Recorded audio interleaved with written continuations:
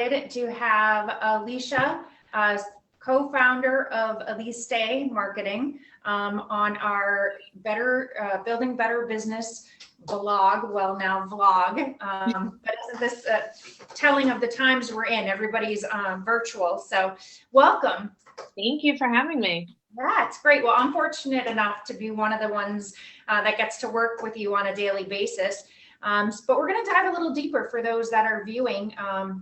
Tell me a little bit about how you decided to start your own company, and with your family member.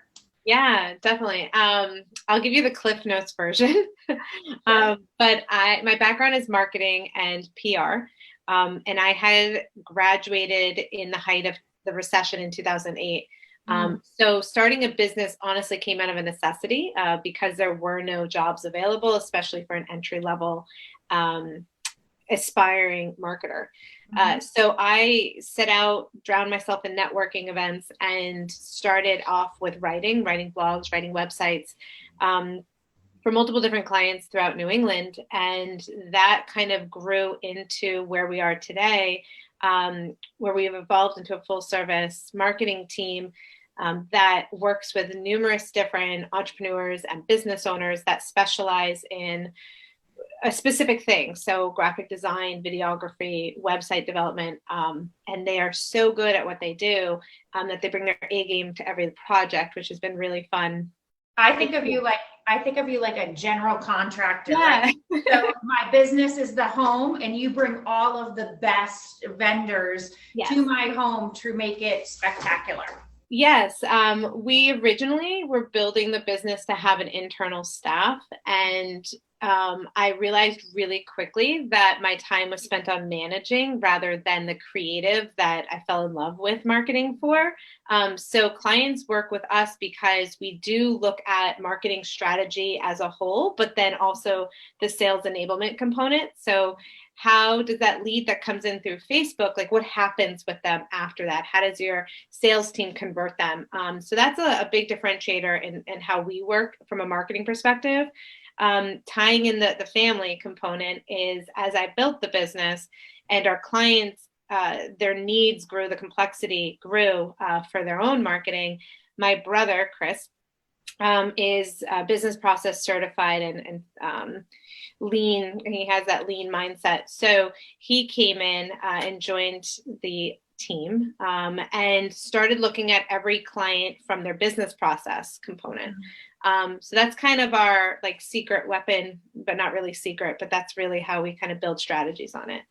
So tell me, what would you recommend to someone that's thinking, especially during this time where a lot of people have found themselves here in New England out of a job, that may be passionate about something, and this is now an opportunity to actually take that next step, but says, hey, I have a great friend or a great, sibling or cousin that I may go into business with. What would you, now knowing what you know, what would you tell them before making that step?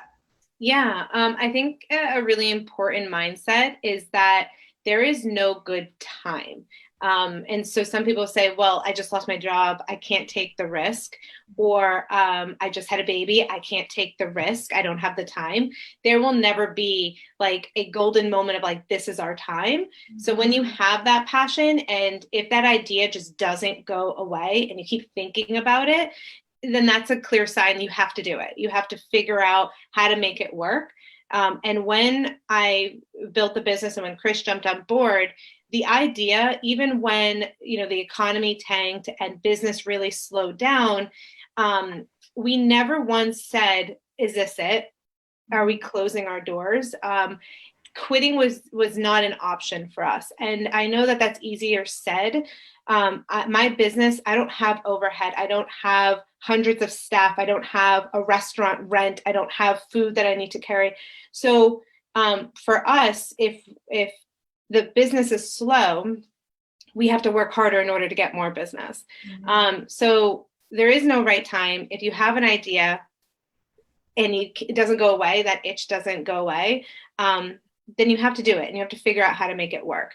Going into business with a friend or family, I think that's a personal choice. I think laying the groundwork out there, and Chris and I mean, he's actually older than me. So I can plug that. I was like, yes, I'm the younger one. Get that out. No, I'm just kidding. Yeah. But we've been able to we could fight as siblings and then go forward and say, this is what we need to do and hold our ground. But that's who we are from a personality mix. And we're very different, but very alike in that way. So whoever you go into business with, even if it is your best friend or someone you don't know and just has a great idea and you partner with them, I think kind of having those really hard conversations starting out will save you the trouble later on. Right. Well, one of the things that I have respected tremendously about working with you is really you set the foundation with your clients, whereas you say, this is how we plan on working and what we will accept as someone that works with you to get you where you need to be. Do you want to talk a little bit about that? And it really broke down to me to just simply being kind, being honest, being transparent, but I'm sure it's more involved when you put that together. Yeah. You want to touch upon that because I think it's important as a small business owner because you have the right to choose who you want to work with too. Your time is just as valuable. Yeah. When you're first starting out, you fall into the trap of you have to take everyone and anything because you need the money. So you're working with really horrible clients or you're working with really horrible contractors, and you're stressing out trying to just get things done. And I think that's how most businesses start because you have to figure it out. But when you get to that point, you kind of sit down, and I honestly think that the current situation has had a lot of people kind of reflect and say, what is important? What do I want to spend my time on? Because our time is so limited. It's scattered between homeschooling and and work. So like we're trying to get as much done in as little time as possible compared to, several years ago. Right. So my kind of thought process is like, who do you want to work with? When do you do your best work? And for us, it's, we want to work with really kind people that don't view us as worker bees. We are at the same level. We are here to collaborate. We're here to push back when appropriate, and also, have that two-way conversation that the client knows their business better than we could ever imagine, but we know marketing. So kind people. The transparency is huge. We kept hearing so many different businesses saying they worked with marketing companies. They have no idea what they spent their money on, where projects are. And the majority of our time was just spent navigating and answering those questions that, we took a step back and saying, we have nothing to hide. This is how we work. This is who our team is. These are the projects and the deadlines. So the expectations are there. And then the third one is just being passionate. It is very, very difficult to market for something that you don't believe in, and it doesn't excite you.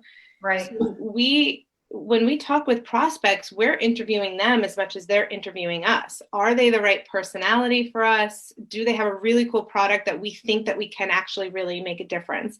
And in that kind of conversations and that qualifying, if they hit those three buckets, then our relationship with them the longevity is huge.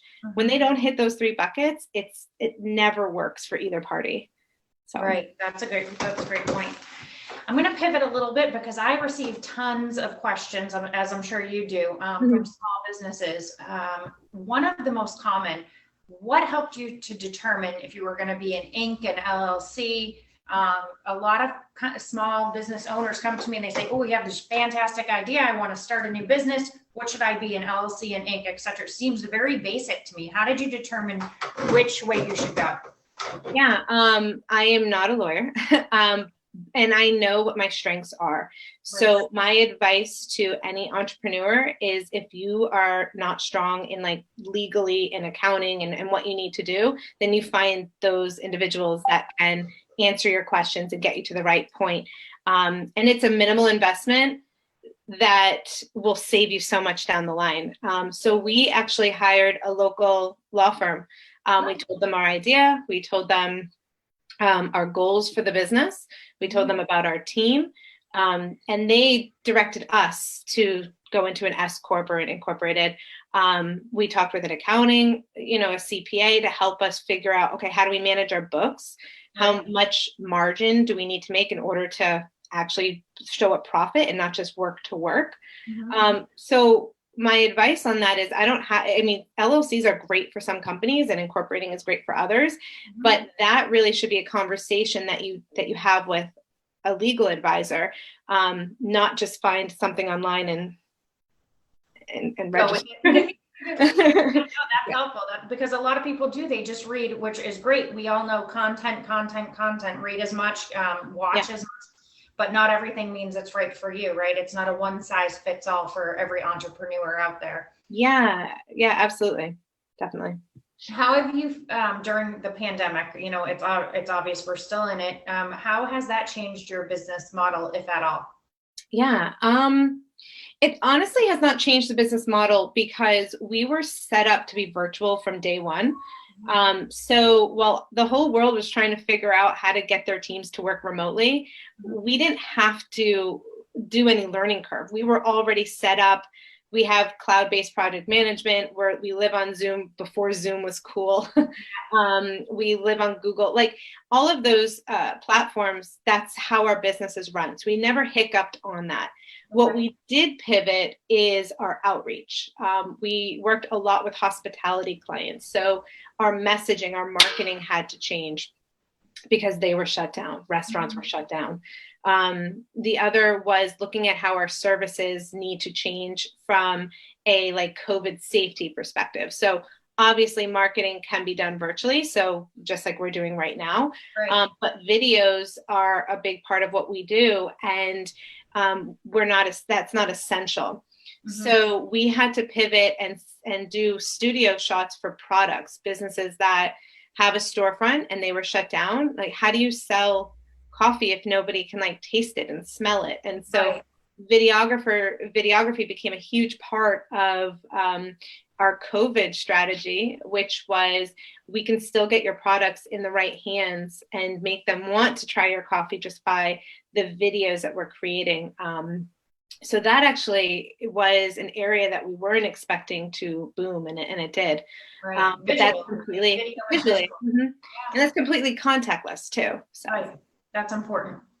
Well, that's great. One final question. So which is a loaded one, if there is, say your top 3 pieces of advice, we're trying to help businesses build a better business, right? And we want them to take away at least one thing from you. But if there were top 3 that you would say, I signed up for Monday, I make all my clients use Monday, it helps with organization or it helps internally, what would the top 3 pieces of advice you would have for someone watching, keeping in mind that it could be your everyday, your plumber that is a small business 1 to 5, or it could be a plumber with a multi-million-dollar business or a landscaper, or it could be someone like me that's a nonprofit CMO company. I would say forget about the software that helps you do marketing. I think consumers more than ever, they need to show transparency, and there has to be an overabundance of communication. So if you are a landscaper, if you are a plumber, communicating to prospects and your current clients, this is how your business has changed. This is what to expect when they come into your home now versus prior.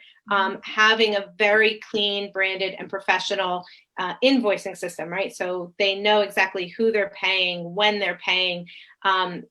Consumers, we're forced to be online right now. We're forced to buy everything online.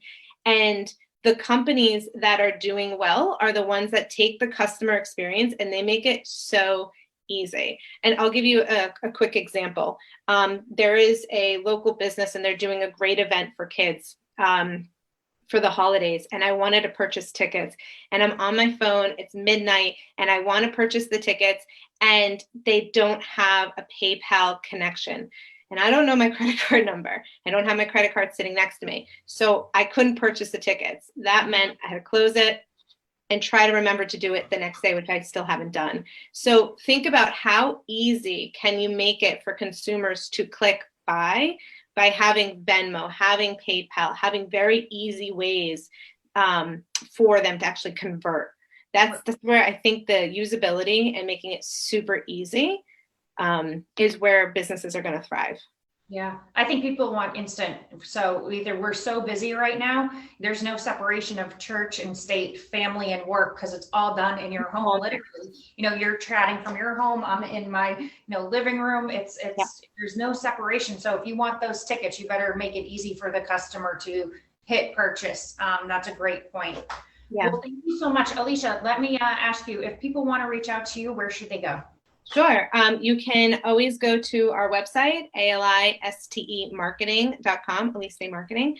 And on our site, you'll be able to see all of our social pages. You can connect with us, message us, as well as our email. So reach out if you have any questions. And we have an awesome page called Freebies that has all free downloads of checklists to leverage YouTube or how to build a marketing plan. That's really great for entrepreneurs and startups. Great. Thank you so much. Thank you for having me.